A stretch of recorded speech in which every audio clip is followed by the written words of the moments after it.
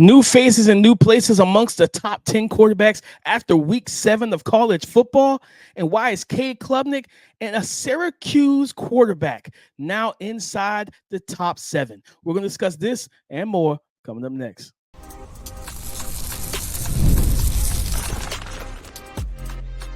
You are Locked On NFL Draft, your daily podcast covering the NFL Draft. Part of the Locked On Podcast Network, your team every day.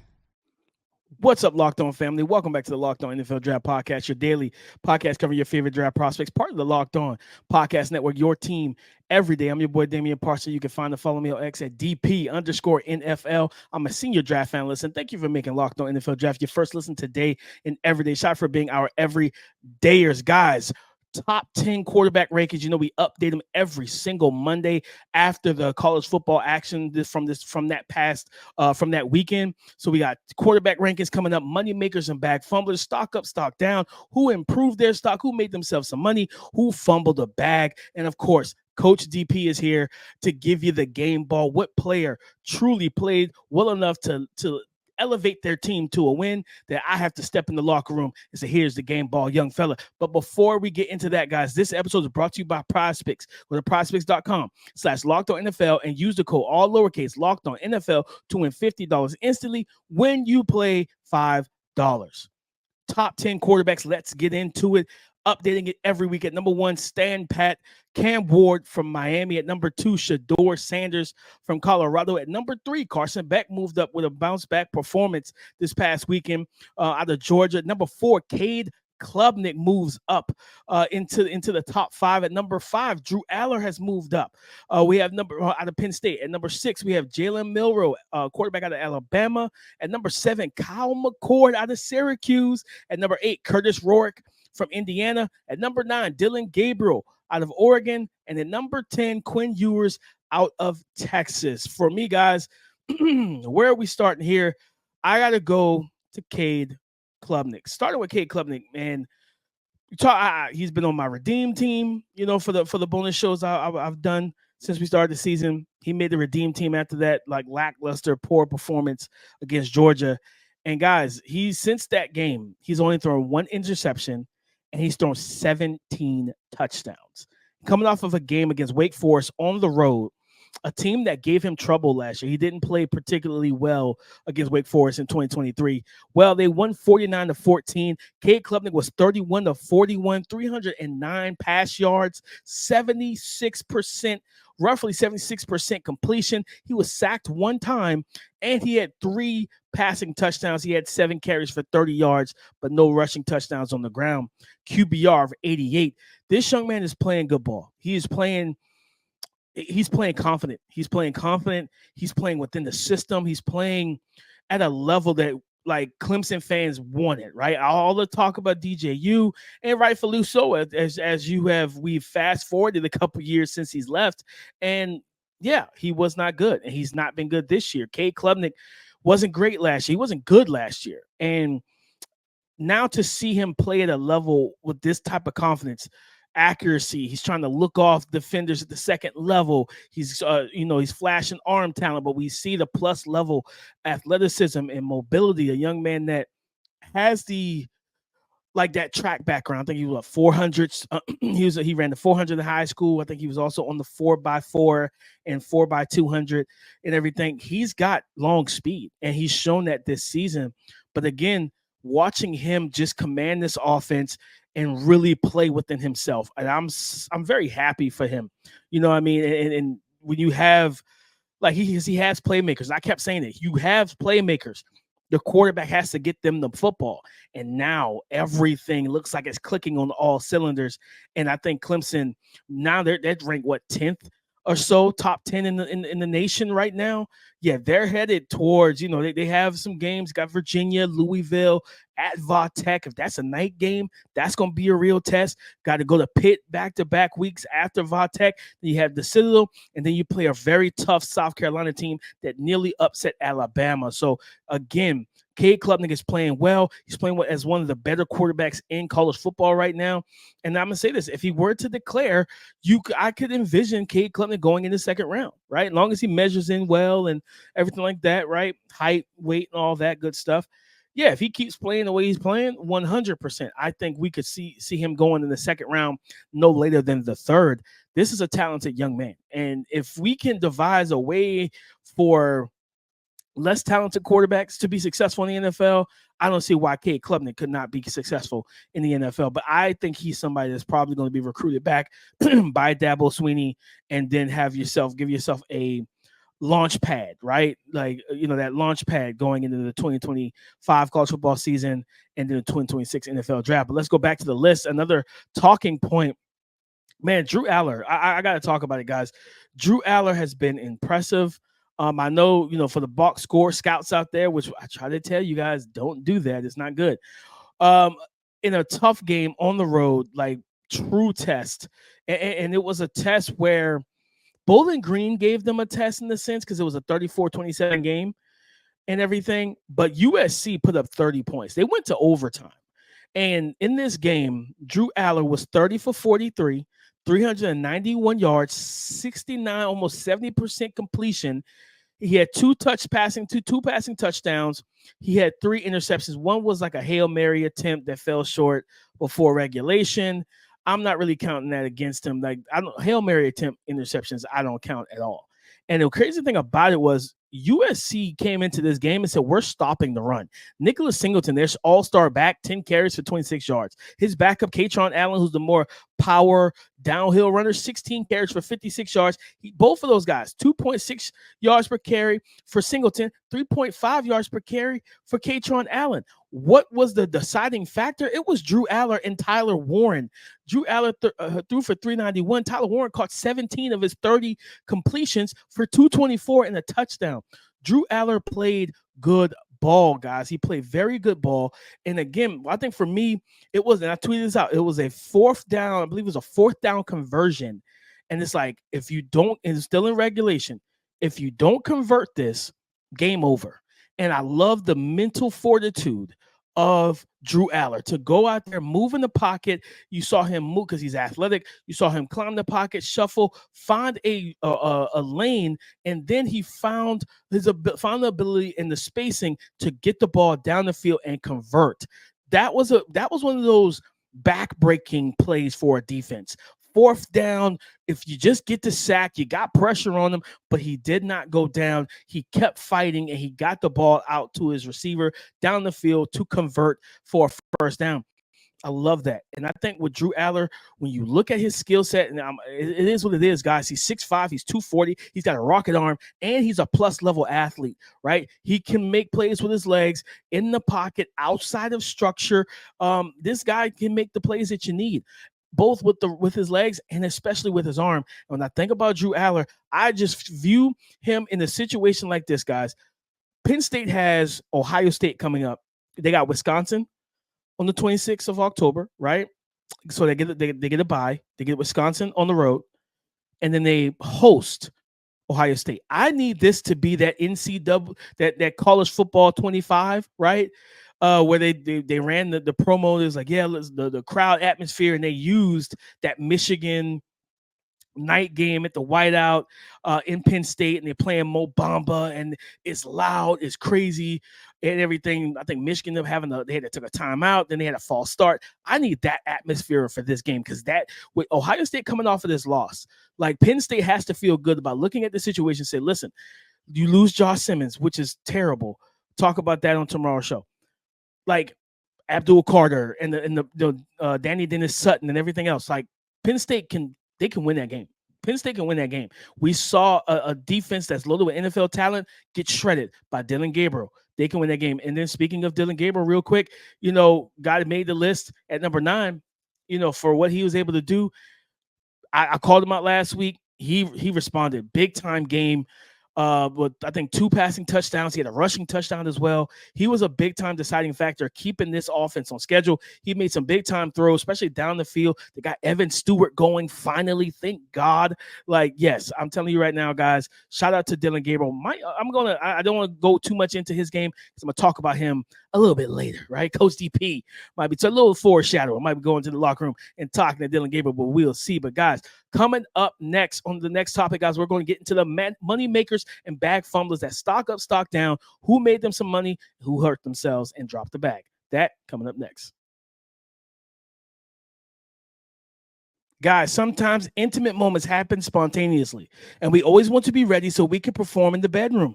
Hims provides access to treatments that can help you stay hard and last longer, giving you the boost of confidence so you can be ready whenever the mood strikes. With Hims, no insurance is needed. One low price covers everything from treatments to ongoing care. Start your free online visit today at hims.com/lockedon. That's HIMS.com/lockedon for your personalized ED treatment options. hims.com/lockedon. The products mentioned are chewable compound products which are not approved by or verified for safety or effectiveness by the FDA. Prescriptions require an online consultation with a healthcare provider who will determine if appropriate. Restrictions apply. See website for details and important safety information. Subscription required. Prices vary based on product and subscription plan. Time is our most precious commodity, so don't waste it scrolling through the mind-numbing content for hours and hours. How can you spend it wisely to improve yourself? Our sponsor, Hillsdale College, is offering more than 40 free, that's right, 40 FREE free online courses, including Constitution 101, the meaning and history of the Constitution, the rise and fall of the Roman Republic, and brand new documentary style course on Marxism, socialism, and communism. All of Hillsdale's courses are self-paced so that you can start whenever and tune in wherever. Plus, you can go deeper with readings, quizzes, discussions, or you could just enjoy a lecture. Go right now to hillsdale.edu/lockedon to enroll. There's no cost and it's easy to get started. That's hillsdale.edu/lockedon to register. Again, that's hillsdale.edu/lockedon. Moneymakers and bag fumblers, aka stock up and stock down. And guys, I'm gonna go to Georgia real quick here. Wide receiver, the speedster, Arion Smith. Man, and it's crazy because I've been meaning to talk about him. You know, open up the season against Clemson, 5 for 56. Next week, he had 4 for 73 in the touchdown. Against Alabama in a game that they nearly won that game. Nearly came back if it wasn't for the heroics of, Ryan Williams at 17. Against Alabama, this young man had, Arion Smith had 6 catches, 132 yards, and a touchdown. He's listed at 6 foot, 185, and he's a senior. 23 catches, 412 yards receiving, and 3 receiving touchdowns. He's averaging 18 yards per catch. Against Mississippi State in the game that went 41-31 in somewhat of a shootout, Georgia's defense is not Georgia's defense anymore. No one's afraid of them. Carson Beck and Arion Smith cooked. Arion Smith, 5 catches, 134 yards receiving, averaged 27 yards per catch, and he had a receiving touchdown. This is a dynamic, explosive receiver with track speed. Again, 6 foot, 185. He can line up out wide. He can line up in the slot. You can put him in motion. You can give him those manufactured gadgety touches.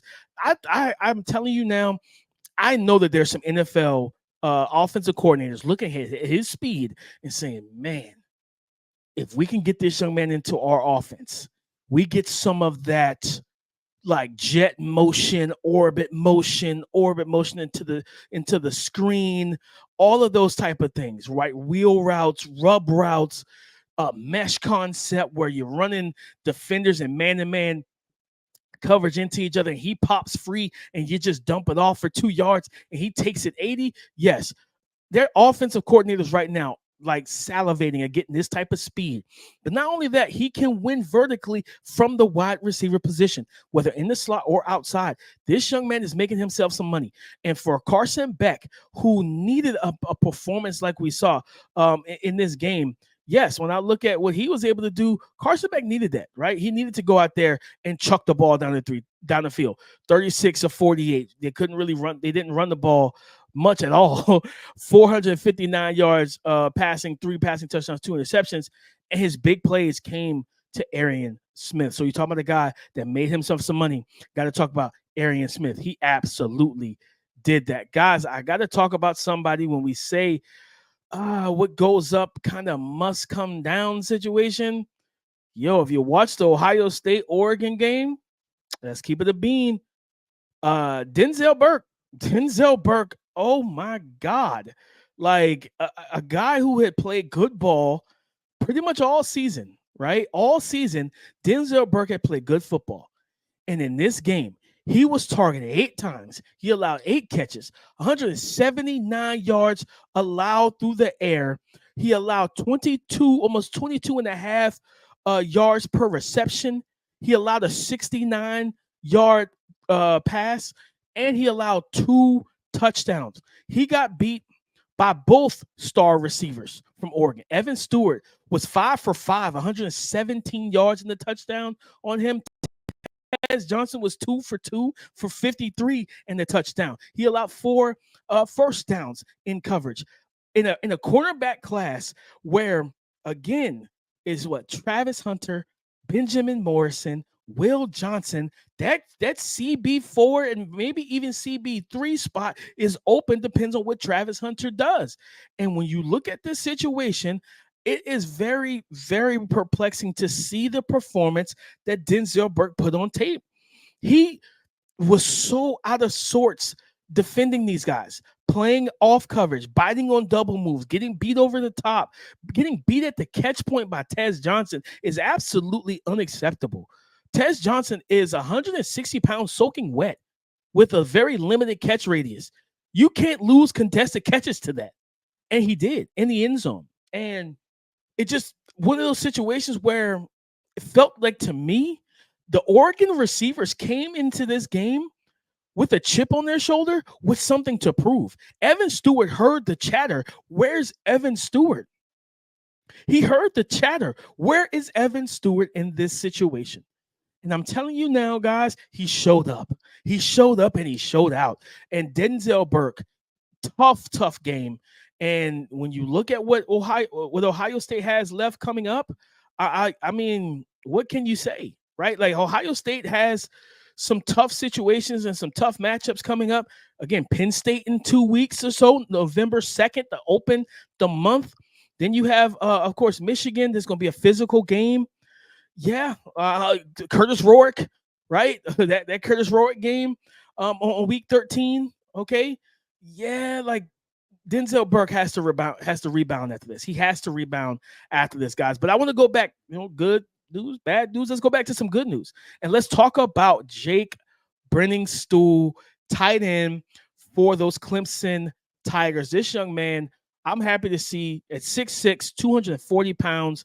Talked to a scouting buddy of mine, and he said, man, I have him as a 3rd-round prospect. He's a high-level pass-catching tight end. This is a potential mismatch option at the next level. And for him coming in this game where Cade Klubnik balled out, he was I think the leading receiver in this game for Clemson on the road against Wake Forest. 7 catches, 104 yards, 15 yards per catch, and a receiving touchdown. And he went after the App State game where he caught 7 for 100 and 2 touchdowns. He went 3 straight games with a combined 7 receptions for less than 100 yards, and he had 1 touchdown in that time span, in that time frame. Looking at that game, he made himself some money. This is a guy, again, high-level pass-catching tight end, and when you look at what he's able to do, yes, is he the greatest blocker? No, I'm not going to sit here and lie to you guys. No, I don't do that type of thing. I won't lie to my family here. He's not the greatest blocker. Can he improve, especially with the zone game movement, get out to the perimeter, seal guys off? Yes, he can do those things. but it's lining up as an X receiver, lining up in the slot, lining up in bunch, lining up in line, lining up as an H-back, motioning out, being a coverage indicator, being a guy that dictates the coverage. Yes, he can do that. I believe Jake Brenningstool is a tight end that you can funnel your passing game through. I believe that wholeheartedly. When you're 6'6", 240 with his movement skills, with his athleticism, his catch radius and route running ability, yes, this is a guy that is going to be too athletic. Catch radius is too much for linebackers, traditional linebackers. Put him in the slot against nickels. He gets used to the physicality that the NFL nickels want to play with when they do come down into press coverage and everything like that. He's 6'6", 240, too big, right? Catch radius, too much. Working the seam, catch point, ball skills, too much. Safeties, most safeties, we have the hybrid safeties that can cover, but again, there is a size discrepancy and a coverage discrepancy. So I think Jake Brenningstool absolutely made himself some money. And guys, I got to go one more. Just down in another corner. Man, after watching Shedeur Sanders lead you down the field, and you get a turnover, you score, and everything, right? Preston Hodge, what a rough night. Matter of fact, rough 2 weeks back to back. UCF targeted him heavy. Not this past weekend, but two weeks before, week 5, he gave up 110 yards. He had a touchdown allowed. He did have an interception in that game. But Kansas State, who is not a great passing offense, 8 targets towards Preston Hodge. I think he's a senior this year. 5 receptions allowed, 84 yards allowed in coverage, and 2 receiving touchdowns. One was just such a backbreaker to basically lose that game for them.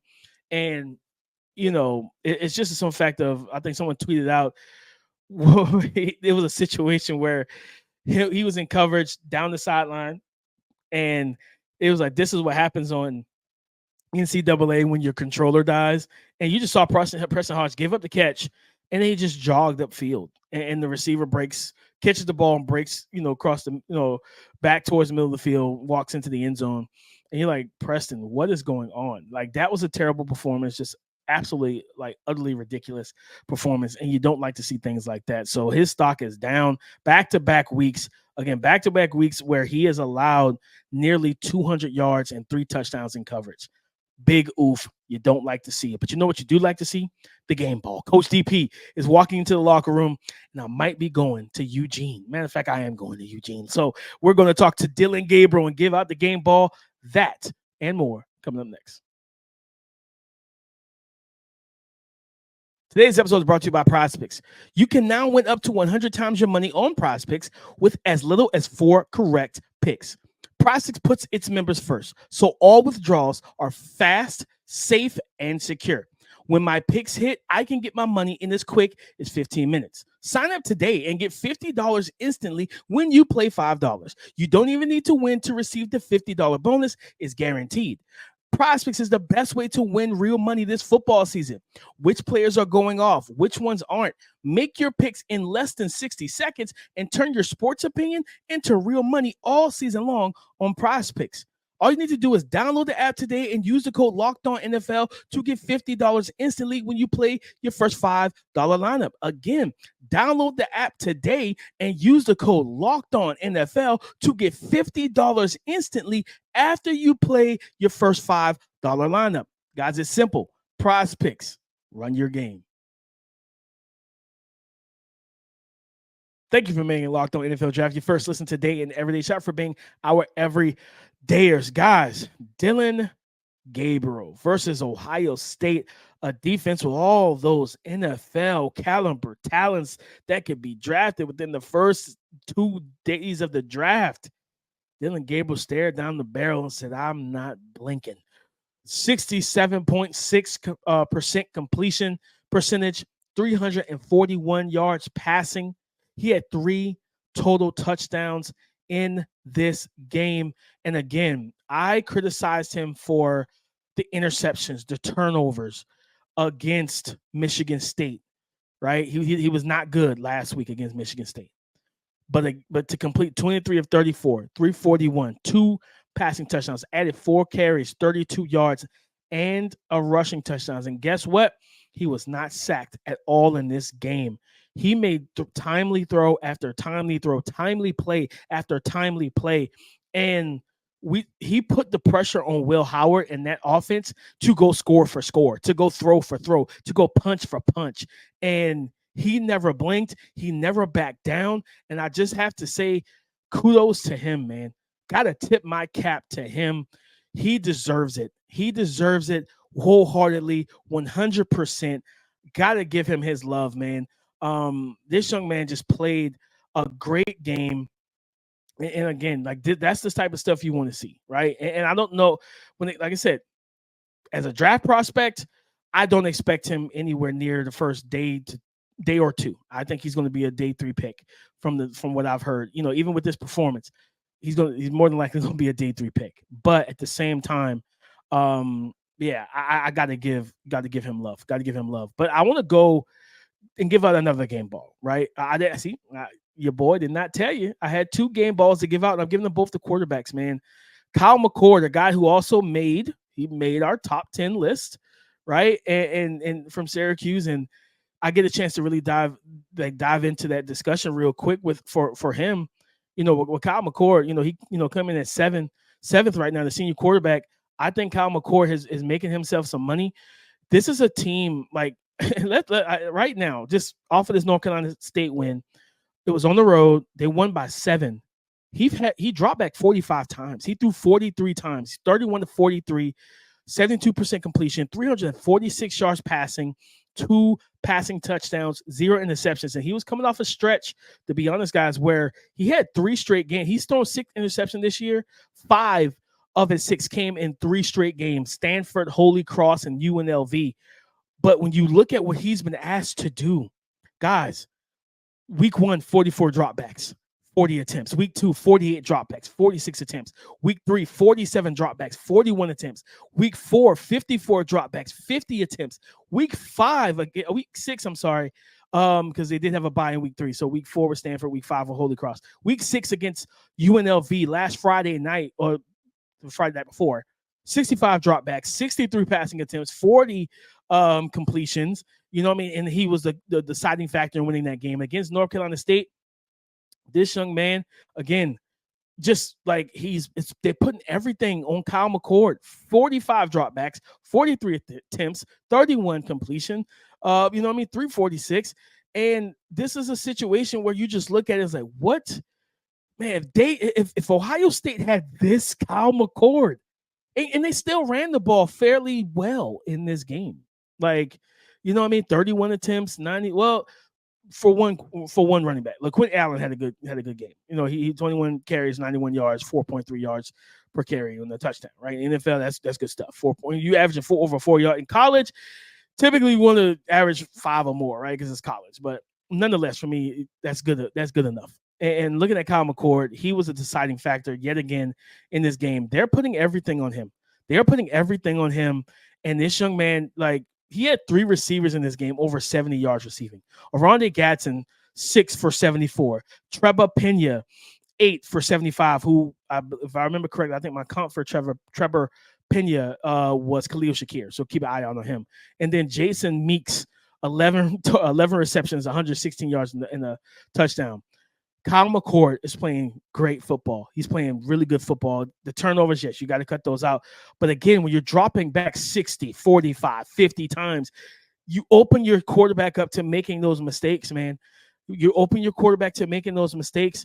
But at the end of the day, for me, when I look at what he's done and the fact that Syracuse right now is 5-1, and their one loss came against Stanford because their defense gave up the big play to Eli Ayomanor, a 2-point loss, right? A 2-point loss against Stanford. This team was that close, 3 points away from being undefeated in the ACC. And you got Pitt. Pittsburgh coming up. You get a bye week. You got Pitt. You got Vatech coming to your house. You got you got to go to Boston College. You got to go to Cal. You play Connecticut, and then you finish off with Miami. Kyle McCord, listen, I'm just saying, he's playing at a level. If he keeps playing this way, he might be deserving of a trip to New York and a Heisman. I'm just saying, it's crazy. It's crazy, but Kyle McCord has balled out. So my game balls, Coach DP's game balls go to Dillon Gabriel from Oregon, quarterback. Dillon Gabriel from Oregon, quarterback from Syracuse. Kyle McCord. These young men have balled this past weekend and deserving of the love and the game balls for the week. But guys, that's the show. Game balls, money makers, and bag fumblers, and updating the top 10 quarterbacks in college football for the 2025 NFL draft class after week 7. Thank you for making Locked On NFL Draft your first listen today and every day. Shout out for being our everydayers. Go subscribe and follow for free on YouTube, wherever you listen to podcasts, to get the latest episode as soon as it is available. Guys, listen, on tomorrow's show, we're getting into perfect pairings. Last week, it was Ashton Jeanty and Harold Fannin Jr., the tight end. But who's going to be it this week? Who's going to be put in the seat for the perfect pairings from a prospect to NFL team fit? We're going to talk about that on tomorrow's show. So come and join the conversation again tomorrow. Locked On Podcast Network, your team every day.